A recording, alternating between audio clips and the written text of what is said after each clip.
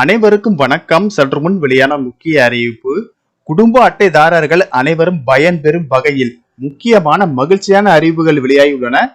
இதை பத்தி தான் இந்த வீடியோல பார்க்க போறோம். வீடியோக்குள்ள போறதுக்கு முன்னாடி இந்த வீடியோக்கு ஒரு லைக் பட்டனை பிரஸ் பண்ணிக்கோங்க. இது வரைக்கும் இந்த சேனலை சப்ஸ்கிரைப் பண்ணாதவங்க சப்ஸ்கிரைப் பண்ணிக்கோங்க.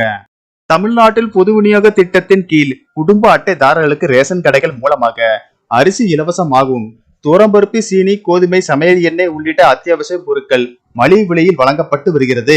இதனால் ஏழை எளிய மற்றும் நடுத்தர மக்கள் மிகவும் பயன்பெற்று வருகின்றனர். மேலும் தமிழக அரசு சார்பில் தீபாவளி மற்றும் பொங்கல் பண்டிகையை முன்னிட்டு குடும்ப அட்டைதாரர்களுக்கு ரேஷன் கடைகள் மூலமாக பண்டிகைக்கு தேவையான அத்தியாவசிய பொருட்கள் மற்றும் பரிசு தொகை இலவசமாக வழங்கப்பட்டு வருகிறது.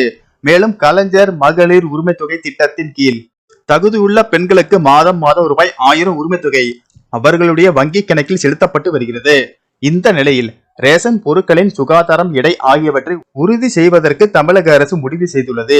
அதன்படி வாடிக்கையாளர்களுக்கு வழங்கப்படும் அரிசி, சர்க்கரை, பருப்பு மற்றும் கோதுமை போன்ற அத்தியாவசிய பொருட்களை இனிமேல் பாக்கெட்டுகள் மூலம் வழங்குவதற்கு நடவடிக்கை எடுக்கப்பட்டு வருகிறது.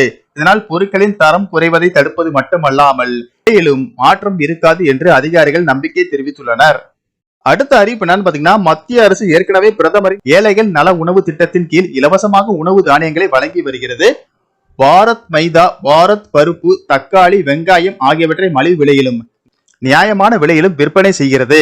இந்த நிலையில் அந்தியோதயா அன்ன யோஜனா குடும்ப அட்டைதாரர்களுக்கு வழங்கப்படும் சர்க்கரைக்கு அளிக்கப்படும் மானியத்தை மேலும் 2 ஆண்டுகளுக்கு, அதாவது 2026 மார்ச் 31 வரை நீட்டிக்க ஒப்புதல் அளிக்கப்பட்டுள்ளது. இத்திட்டத்தில் பங்கேற்கும் மாநிலங்களுக்கு அந்தியோதயா அன்ன யோஜனா குடும்ப அட்டைதாரர்களுக்கு நியாய விலை கடைகள் மூலம் ஒரு குடும்பத்திற்கு மாதம் 1 கிலோ சர்க்கரை விநியோகிக்க அரசு தொடர்ந்து மானியம் வழங்கும் என்று தெரிவிக்கப்பட்டுள்ளது.